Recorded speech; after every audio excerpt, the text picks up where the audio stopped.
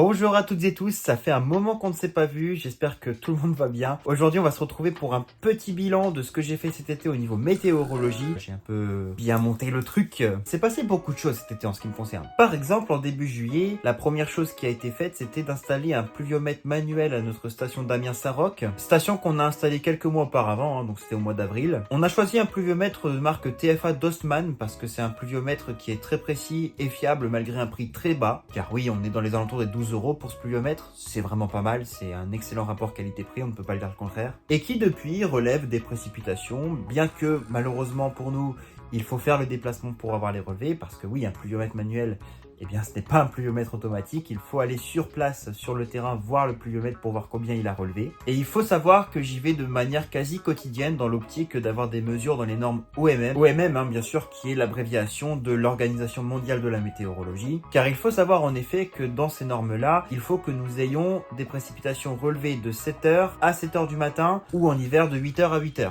S'il pleut demain matin à 6h, eh bien on considérera que c'est les pluies d'aujourd'hui. Eh ouais, faut pas se tromper. C'est très compliqué les normes OMM. Donc voilà, en résumé, durant ce mois de juillet et même l'ensemble de cet été, eh bien je suis allé très souvent au jardin de Saint-Roch pour effectuer les relevés de pluviomètre. Vous avez sous les yeux les photos de quand je passe à chaque fois, voilà, c'est toujours à des heures assez aléatoires, c'est selon s'il est prévu ou non de la pluie. Et s'il pleut aussi, tout simplement, parce que parfois il y a des périodes sans pluie et donc il n'y a pas besoin de bouger. C'est le petit point positif, il faut l'avouer. Peu longtemps après, on a cet orage assez impressionnant du 9 juillet, avec ses intensités à plus de 300 mm/h, peu importe la VP2 que vous preniez à ce moment-là, c'était toujours les mêmes intensités. Pour moi, cet orage, c'est un peu comme le 27 juillet 2012, non, pas 2013, bien 2012, car ce jour-là, il y avait eu vraiment des pluies diluviennes. Je me souviens avoir ouvert la fenêtre et qu'en 2 minutes, tout était trempé dans ma cuisine. Et là, c'était un peu pareil, et j'ai essayé finalement de faire rentrer le moins d'eau possible, sauf que l'intensité était si forte, et en plus, il y avait pas mal de vent, que du coup, juste t'ouvrais un peu, tu inondais toute la pièce, quoi. Donc, je vous dis pas l'état dans lequel j'étais après ça. Voilà, c'était la douche froide, clairement. Là, c'est littéralement le mot. Mais très bel orage quand même, qui pour moi est un excellent souvenir parce que voilà, c'est pas tous les jours qu'on voit ce type d'orage extrêmement diluvien. Et donc ça faisait pour ma part 12 ans que je n'avais pas vu ça. Clairement, à partir de là, on peut dire que c'est quasiment une première, quoi. Surtout qu'en 2012, j'avais que 11 ans. Aujourd'hui, j'en ai 23. La suite de juillet a été plutôt calme au niveau de ce que j'ai entrepris. Par contre, effectivement, il y a eu pas mal d'orages. Les 15, 21 et 31 juillet, voilà, pour les dates du coup de manière précise. Et pareil, de très bons orages, surtout celui du 31 juillet où il y avait un Arcus à l'avant. D'ailleurs, je vous montre un petit peu, vous pouvez le voir sur ces images, mais clairement, c'était assez magnifique depuis le sommet de la Tour Perret. L'avantage de cette webcam, d'ailleurs, c'est qu'elle peut directement s'orienter vers l'orage quand il y en a un. Et ça, c'est vraiment génial parce que du coup, on a pu voir des choses vraiment sympathiques sur la webcam. Bon, malheureusement, pas beaucoup d'impact de foudre là-dedans, mais quand même, entre l'Arcus, encore une fois, le vent qui était quand même assez élevé, on a eu quand même ce qu'il fallait à ce moment-là, et vraiment très bel orage aussi. Pas forcément dans mes plus beaux souvenirs, parce qu'il faut comprendre aussi que j'ai vécu beaucoup de beaux orages. Mais voilà, vraiment un orage qui se range dans la catégorie d'orage très sympa. Au mois d'août, vous l'avez vu sur YouTube, j'étais plutôt calme. Pourtant, j'ai quand même entrepris beaucoup de choses. Évidemment, il y a encore une fois les relevés au pluviomètre manuel de Saint-Roch, mais il y a aussi notre VP2 d'Amiens-Dury qui a commencé à avoir un souci. Et je vous laisse voir ce petit extrait vidéo, vous allez vite comprendre. Alors voilà, je suis à la VP2, donc on voit qu'ils ont frayé un chemin, tu vois, direction nord. Alors là, comme je te disais, le problème, c'est vraiment la hausse des plantations, c'est juste abusé, j'ai jamais vu ça. Bon, le SPIA est un peu mieux déjà en termes de dégagement. Par contre, la VP2, c'est vrai que quand tu regardes, ça reste à proximité, quoi. Donc après, il y a quand même un périmètre de dégagé, tu vois, regarde.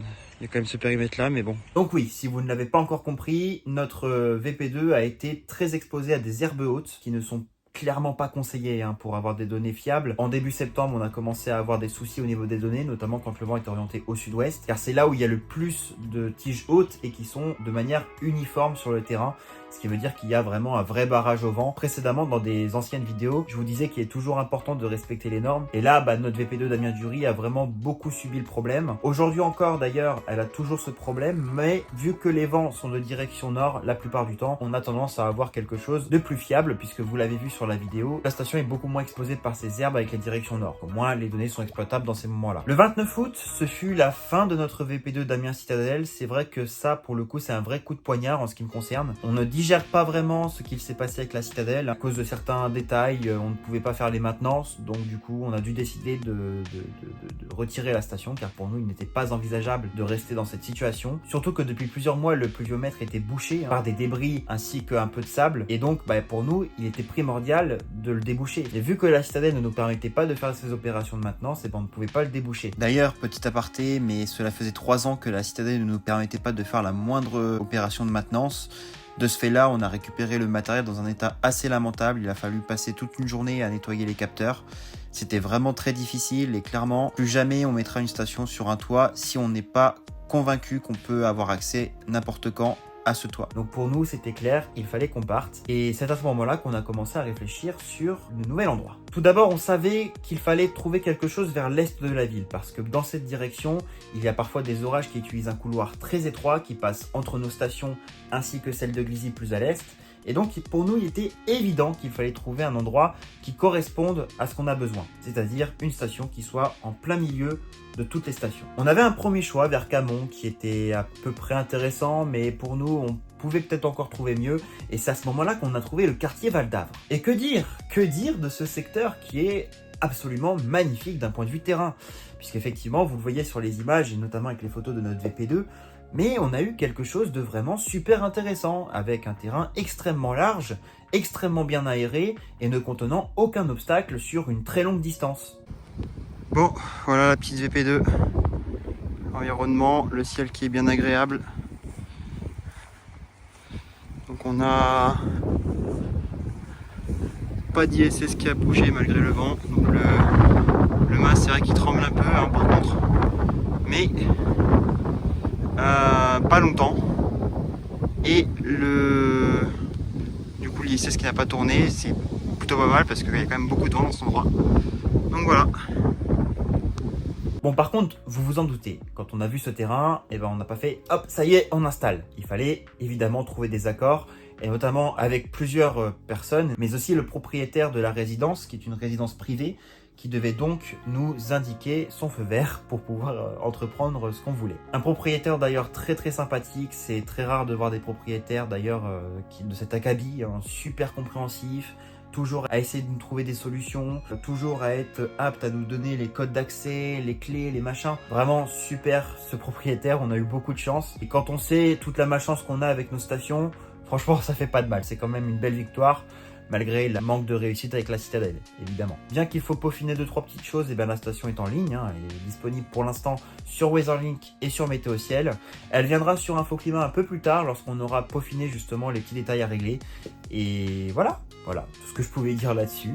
L'été calendaire finira avec 2 orages que je n'ai pas postés sur ma chaîne YouTube pour une raison simple, c'est qu'il n'y avait qu'un seul éclair et que pour moi ça commence à devenir un peu pénible de faire une vidéo juste pour un éclair. Je pense que vous comprenez. Du coup voilà, 2 petits extraits pour vous faire montrer.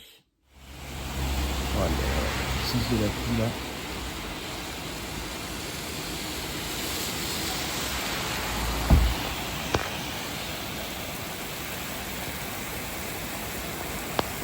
Regardez-moi ça.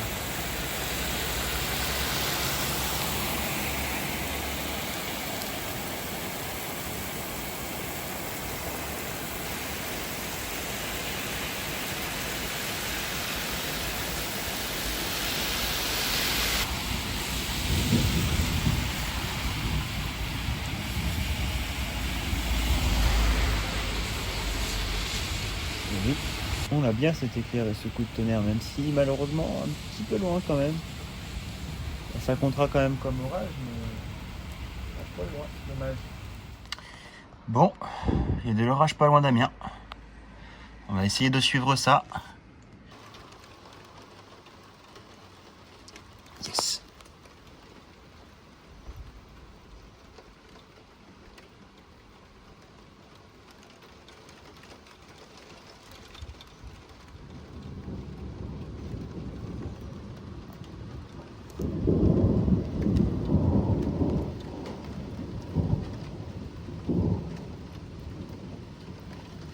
Voilà, ça c'est intéressant.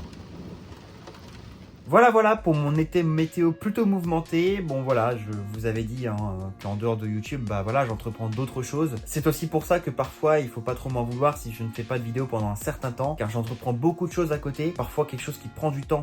Et il faut savoir qu'il y a aussi ma vie personnelle, hein. Malheureusement avec mes soucis de santé c'est compliqué, ça demande beaucoup de démarches, donc ça prend aussi beaucoup de temps. Donc voilà, je travaille quotidiennement sur la météo, même quand je ne fais pas de vidéo. Donc c'est pour cela que parfois je peux ne pas faire de vidéo pendant un certain temps. Ça ne veut pas dire que je fais une pause, hein, puisque finalement vous l'avez vu, j'ai entrepris beaucoup de choses cet été et même ce mois de septembre. Il faut que je puisse faire des pauses sur certains domaines pour pouvoir être plus à l'aise sur d'autres et aussi pour pouvoir revenir plus en forme après. C'est pour cela qu'après ça, je pense effectivement faire quand même une bonne pause. Peut-être qu'il y aura des vidéos, je ne sais pas. En réalité, ça dépend aussi beaucoup des aléas de la météo. Si ce week-end, par exemple, il y a de l'orage, eh bien, il y aura une vidéo. S'il y a quelque chose que j'aimerais vous évoquer, bah voilà, il y aura une vidéo. Mais le tout, c'est que les choses sont pas toujours extrêmement faciles à anticiper. Et donc que quand il y a moyen de faire une pause, eh bien j'ai envie de la prendre justement parce que bah il n'y a pas vraiment beaucoup de moments où je peux le faire. Voilà. Sur ce les amis, je vous remercie d'avoir regardé cette vidéo. Si ça vous a plu, n'hésitez pas à mettre un pouce bleu ainsi qu'un commentaire. Pour les nouveaux, n'hésitez pas à vous abonner. Et quant à moi, je vous retrouve à très vite pour une nouvelle vidéo.